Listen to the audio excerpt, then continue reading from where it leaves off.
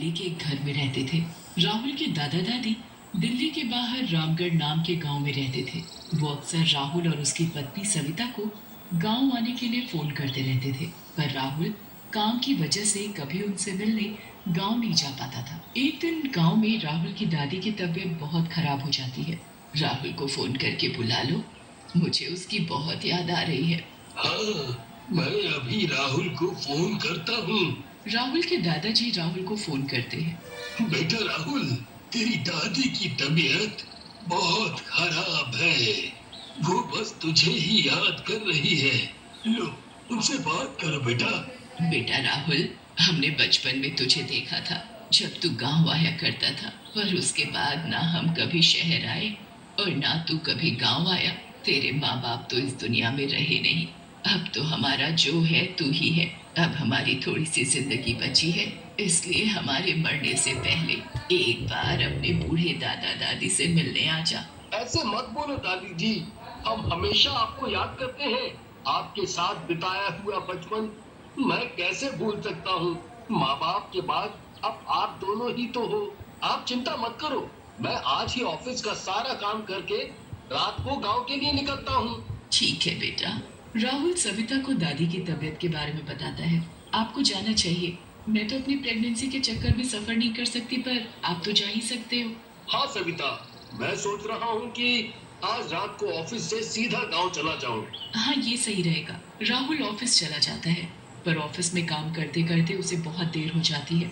रात के करीब 12 बज जाते हैं और तभी राहुल की बीवी का फोन आता है। हेलो राहुल, क्या हुआ? इतनी देर हो गई है, गांव के लिए कब निकलोगे? बस निकल रहा हूँ, ऑफिस में आज बहुत काम था।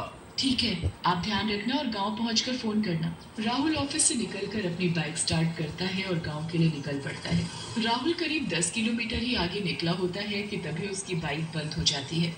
ओहो, अब ये क्या आफत आ गई। राहुल चेक करता है तो पता चलता है कि बाइक में पेट्रोल खत्म हो गया है। ओह शिट, इसमें तो पेट्रोल खत्म हो गया। मैं भी कितना भुलक्कड़ हूँ जो इतना जरूरी काम भूल गया और इसमें पेट्रोल ही नहीं डलवाया। अब तो लगता है मुझे गांव बस से ही निकलना पड़ेगा। राहुल बाइक को धक्का मारकर पास ही के एक बस स्टॉप पर खड़ी कर देता है और खुद भी वहीं बैठकर बस के आने का इंतजार करने लगता है। यहाँ कितना सन्नाटा है और ये कितना अजीब बस स्टॉप है। राहुल इस बात से बिल्कुल अनजान होता है कि वो एक भूतिया बस स्टॉप है और वहाँ सालों से कोई भी आता जाता नहीं है। राहुल को वहाँ बैठे हुए 10 मिनट ही हुए होते हैं कि तभी एक बस वहाँ आकर रुकती है। उस बस में से एक कंडक्टर नीचे उतरता है। कहाँ जाना है तुमको? जी, वो रामगढ़।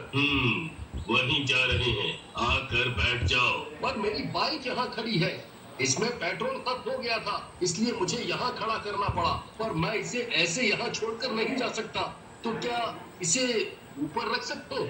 कंडक्टर एक हाथ से बाइक उठा लेता है और उसे बस की छत पर रख देता है। राहुल उस कंडक्टर को ऐसे बाइक उठाते देख हैरान हो जाता है। हे भगवान, ये आदमी इतनी भारी बाइक एक हाथ से कैसे उठा सकता है? कंडक्टर बस के अंदर चढ़ जाता है और राहुल को अंदर बैठने को बोलता है। राहुल जैसे ही बस में चढ़ता है तो देखता है कि बस में ड्राइवर और कंडक्टर के अलावा कोई भी नहीं है। राहुल चुपचाप जाकर एक सीट पर बैठ जाता है। राहुल के दिमाग में अभी भी वही बाइक वाली बात घूम रही होती है। तभी अचानक पीछे से आवाज आती है। सबसे पीछे वाली सीट पर दरअसल एक चुड़ैल बैठी हुई होती है और वो बस भूतों से भरी हुई होती है।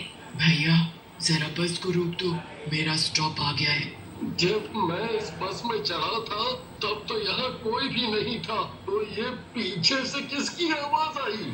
राहुल बहुत डर जाता है, पर उसकी बिल्कुल भी हिम्मत नहीं होती कि वो पीछे मुड़कर एक बार देख ले। चुड़ैल धीरे धीरे चलकर राहुल के पास से गुजरती है और तभी राहुल डर के मारे अपना मुंह खिड़की की तरफ कर लेता है। उसके बाद जब वो खिड़की के शीशे में उस चुड़ैल को देखता है तो डर के मारे उसके पसीने छूट जाते हैं। हे भगवान, ये मैं कहाँ आ गया? अब मैं क्या करूँ? हाँ, अब बस मुझे हिम्मत रखनी होगी और चुपचाप इसी बस में बैठे रहना होगा। बस रुक जाती है और चुड़ैल बस से नीचे उतर जाती है। उसके बाद राहुल को थोड़ी राहत मिलती है, पर उसे क्या पता था कि उसके पीछे पूरी बस में भूत और चुड़ैल बैठे हैं। राहुल मन ही मन हनुमान चालीसा पढ़ने लगता है और सोचता रहता है कि वो इस मुसीबत से कैसे निकले।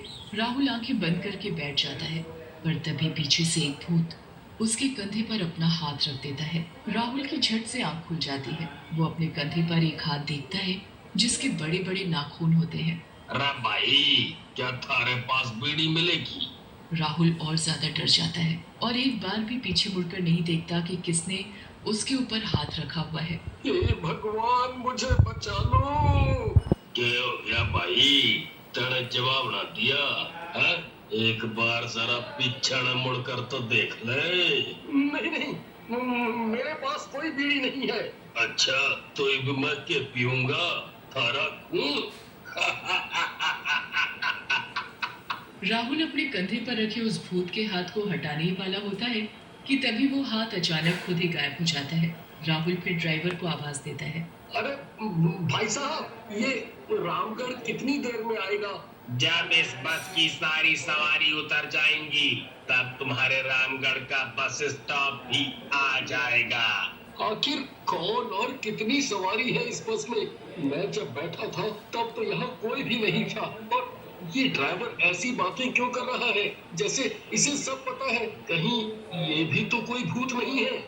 राहुल झांक कर ड्राइवर की शक्ल शीशे में देखने की कोशिश करता है। राहुल का शक सच में बदल जाता है जब वो शीशे में ड्राइवर के चेहरे की जगह एक भूत का चेहरा देखता है। मतलब इस बस में सभी भूत हैं, कोई भी इंसान नहीं है। मैं कभी भी इस बस से निकल भी पाऊंगा या नहीं?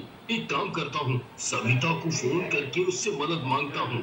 राहुल सविता को फोन मिलाता है पर फोन में नेटवर्क ही नहीं आ रहे होते। यहाँ तुम्हारा फोन नहीं मिलेगा। अच्छा होगा इसे अपनी जेब में वापस रख लो। इसको कैसे पता चला कि मैं फोन मिला रहा हूँ? इसका मुंह तो आगे की तरफ है, तो इसे कैसे पता पीछे क्या हो रहा है? इसका मतलब तो यही है कि ये कंडक्टर भी एक भूत है। बोला ना, फोन अंदर रख लो। हाँ, वो तो बस में ऐसे ही फोन देख रहा था। मुझे सब पता है कि तुम पीछे बैठकर क्या कर रहे हो। राहुल फटाफट फोन जेब में वापस रख लेता है और तभी बस झटके से रुक जाती है। चलो चलो, जल्दी से सब लोग बस से उतर कर खा पी लो। राहुल बस की खिड़की के बाहर झांकता है तो बस एक ढाबे पर रुकी हुई होती है। सारे भूत और चुड़ैल जल्दी जल्दी बस से उतरने लगते हैं। राहुल चुपचाप बस खिड़की के बाहर देखता रहता है। उसे महसूस होता है कि लोग उसके पास से निकल कर जा रहे हैं और बस से उतर रहे हैं। चलो अब तुम भी उतरो और कुछ खा लो और चुपचाप वापस आ जाना। मैं बस जा रहा हूँ। राहुल को कुछ समझ नहीं आता और वो डरता हुआ बस से नीचे उतर जाता है। उसे वहाँ बहुत से लोग खाना खाते हुए दिखते हैं। राहुल वहाँ से भागने की सोचता है पर फिर उसे कंडक्टर की बात याद आ जाती है। राहुल चुपचाप एक टेबल पर जाकर बैठ जाता है। इस ढाबे में भी सब भूत ही हैं। मैं अकेला इन भूतों से कैसे बच पाऊंगा? अब तो ऐसा लगता है मैं कभी अपने गांव नहीं पहुंच पाऊंगा। आपको क्या चाहिए? नहीं नहीं, मुझे कुछ नहीं चाहिए। लेना तो पड़ेगा, यहाँ आकर बिना खाए नहीं जा सकते। मेरे लिए एक गिलास पानी ले आओ बस। ठीक है, अभी लाता हूँ। कुछ देर बाद वेटर राहुल की टेबल पर एक गिलास रखकर चला जाता है। राहुल पानी पीने के लिए गिलास उठाता है पर उसमें पानी नहीं बल्कि खून होता है। राहुल डर कर वो गिलास टेबल पर रख देता है। तभी कंडक्टर की बस के अंदर से आवाज आती है। चलो चलो, जल्दी से सब लोग अंदर आकर बैठ जाओ। सबसे पहले राहुल बस में चढ़ता है और अपनी सबसे आगे वाली सीट पर जाकर बैठ जाता है। उसके बाद सारे भूत और चुड़ैल बस में चढ़ने लगते हैं। राहुल डर के मारे चुपचाप आंखें बंद करके बैठ जाता है। उसके कानों में बस लोगों के चलने की आवाज आती है। बस फिर से चल पड़ती है। राहुल अपनी आंखें नहीं खोलता और बस मन ही मन भगवान का नाम लेता रहता है। कुछ देर बाद राहुल के कंधे पर कंडक्टर हाथ रखता है। तुम्हारा बस स्टॉप आ गया है, चलो नीचे उतर जाओ। राहुल आंखें खोलता है तो सामने रामगढ़ का बस स्टॉप होता है। तुम बहुत बहादुर हो जो इस बस से भागने की कोशिश नहीं की। अगर ऐसा किया होता तो यहाँ तक कभी नहीं पहुँच पाते। चलो अब जाओ, और तुम्हारी बाइक में पेट्रोल पूरा भरा हुआ है तो अब तुम आराम से बाइक पर अपने घर तक जा सकते हो। राहुल बस से उतर जाता है। उसके बाद कंडक्टर एक हाथ से राहुल की बाइक नीचे उतार देता है और वो बस वहां से चली जाती है। राहुल अपनी बाइक में पेट्रोल चेक करता है तो पेट्रोल पूरा भरा हुआ होता है। उसके बाद वो सारी घटना अपने दादा दादी को सुनाता है। बालों का